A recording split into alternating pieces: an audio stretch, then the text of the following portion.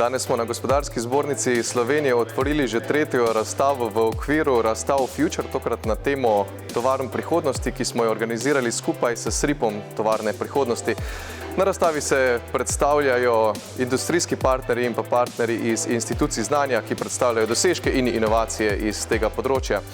Samo razstavo smo otvorili z uvodno konferenco, na kateri je potekala okrogla miza na temo, kaj v resnici so tovarne prihodnosti. Na samem začetku konference pa so se predstavili dobri primeri iz institucij znanja, ki imajo potencial oziroma ki že sodelujejo z slovenskim gospodarstvom.